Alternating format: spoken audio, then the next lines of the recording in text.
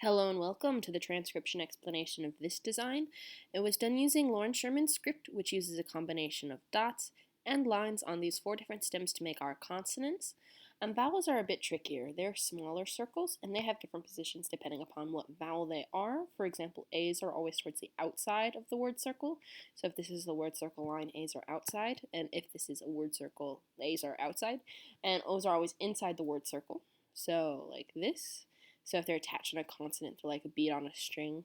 And E's, I's, and U's are kind of tricky because they have similar positions, but I's have lines going towards the middle. U's have lines going towards the outside, and they are on the line of the word circle or in the middle of the consonant stem. So these are their positions. So let's go ahead and take a look at this design. So as far as sentence structure goes, you read left to right on a linear design like this because on a normal sentence you'd read bottom counterclockwise. Same thing for words. But if you imagine an infinitely large circle, if you start at the bottom of that and then go counterclockwise, you'll just be going from the left to the right, because the circle never curves up. So that's why these linear designs are read left to right. And in this one I did a stylistic trick where I overlap words on the T-stems. So this is a T-stem here on this word, so a shallow divot, and directly on top of that I put the next word. So here is that. Here, I'm missing a dot. There should be another dot right there. I erased a dot. Oh my god. Them dots. You're going to see some behind the scenes because there should be 3 dots here because there needs to be 3 dots there. But one escaped.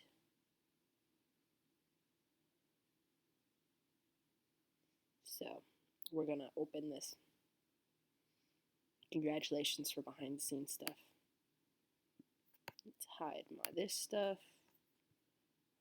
It should be this layer group and it should be in R. Well, we'll take this dot, duplicate this dot, and move this dot here, and give it a little shrink. Boom. Alright, cool. So now we're going to export it as by itself. Replacing that. Hello for behind the scenes. We're going to export it with the watermark.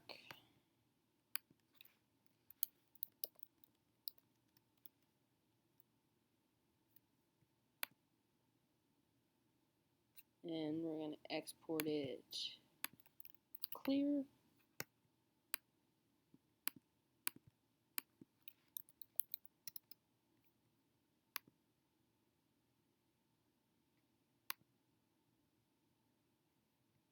And we're going to turn things back on. Cool. Now we're going to close this, hide this, pretend everything is fine, open this, get a text message, put this here. Sweet. Okay, cool. Now we're ready. So anyway, I put a dot there because it's necessary. We'll see that when we see that. Anyway, so left to right, the stems are overlapped if they're this shape to connect the words. So here's one there, here's one here, and one here. And here is nothing because this is all just by itself. Anyway, so let's go ahead and look at our first word here. Here's the bottom of the word circle. So this is the letter we read first. It is a circle on the line of the word circle. So we're in this row. And on it, there is a vowel and 2 dots. So the dots are always filled in. So these 2 dots make it a Y. And this vowel is like a bead on a string inside the consonant stem. So that makes it an O, so Y-O, and then we have our last vowel here. It's a U because it's got a line going outwards. So U is our first word. Here's our second word here. Bottom of the word circle's here. This is our first letter. It is an A. So A is our first letter, and then we have a shallow divot here with 1, 2, 3 dots, making it an R, and then an E at the end of that sentence. So R, word, not sentence. So U, R, and then we have our next word here. And there's a lot of dots on them, but these are all dots on the stems of the other words around it. So this dot goes with this word because it's on that shallow divot stem, and these dots both go with this word. So no dots are actually involved in this word itself, but bottom of the word circles here, continuing around. Here's our first actual letter. It's a TH stem with no modifier, so that's just a TH, and then an E at the end of that, so the, and we have this word here. And this is when things start getting complicated. Here's our first letter. It's a U, just like this U. And then we have an N, because it's got a line going towards the middle. Well, it doesn't matter which way it goes, as long as one line ends on it is an N. And then we have an I, and lines that pass through do not count. So even though this has two lines kind of affiliated with it, only this one ends on it. So this is a one-line letter, and this is an I because it's a small circle with a line going towards the middle. So N-I. Oh, and when I mean going towards the middle, it doesn't have to be exactly towards the middle or exactly towards the outside, as long as it's more towards the middle than towards the outside. So if we look at the opposite of this would be going out of the word circle. This is going still towards the middle of the word circle, just a little bit. Anyway, so U, N, I, continuing around. Here's a shallow divot, so this stem, and there is one line ending on it. So just like these dots ending on that stem line, this is a line ending on that stem line. So that would be a shallow divot with one line or a V. And we have an E done just like this E and that E, but we haven't gotten there yet, and that E. So VE, and then we have something interesting happening here. So we have a double stem. So we have two of these shallow divot stems, here and here. And since it's a double stem, that means it's a double letter. So there's two letters in this row. But since the stems are different thicknesses, we have this one and this one being two different thicknesses. They're two different letters. So we read the thin one first, which is this outer one, which is an R because it's got three dots, just like this R.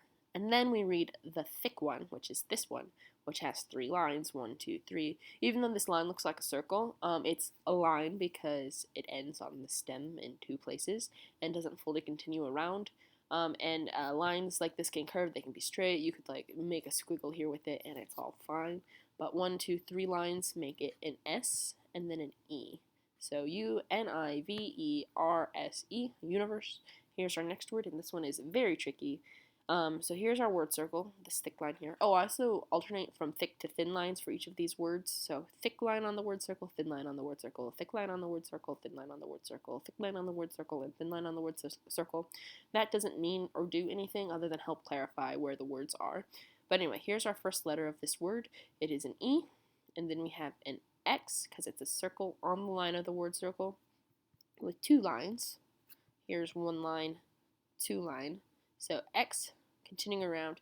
Even though there's stuff in here, this is actually an inner word circle. So we have some letters on the outer word circle, and then more letters on the inner word circle. So EX, continuing on. Here's a P, 1 and 2 lines on the P, except it's fully inside the word circle. E, continuing around, there's no more letters on this outer word circle, because this one is on the line of the inner word circle, so it goes on the inner word circle. So we have our next word circle. So E-X-P-E, continuing on, R, 3 dots on this shallow divot. I, line going towards the middle. E, nothing on it. N, 1 line. S, 1, 2, 3 lines on the S, just like that. And even though experiencing has a C that goes S, you only use this letter C in proper nouns or acronyms. Otherwise, you replace the letter C with an S or a K, depending on what it sounds like. In experiencing, the C goes S, so you put an S. So S, I, and then last but not least, we have a circle on the line of the word circle with 1, 2, 3 dots. So that is an NG. So experiencing. And then our last word here, I, line going towards the middle. T, nothing ending on it. So this line doesn't count because it doesn't have any lines ending on it. And then S, E, right in the middle of that, so like that.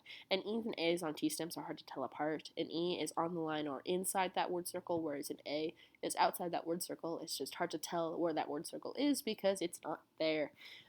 So this is on the line or inside the word circle. And then L, did I forget another? Did I erase an E? There should be an E here. I-T-S-E-L, no, there isn't, S-E-L-F, okay, there's the E. So I-T-S-E-L-F, 1 line, 2 lines, 3 lines on this deep divot, making it an F. And this is the only deep divot in this design. Interesting. So anyway, deep divot, 1, 2, 3 lines F. So I-T-S-E-L-F, itself. So you are the universe experiencing itself. And that is that design. So yeah, that's that. Bye.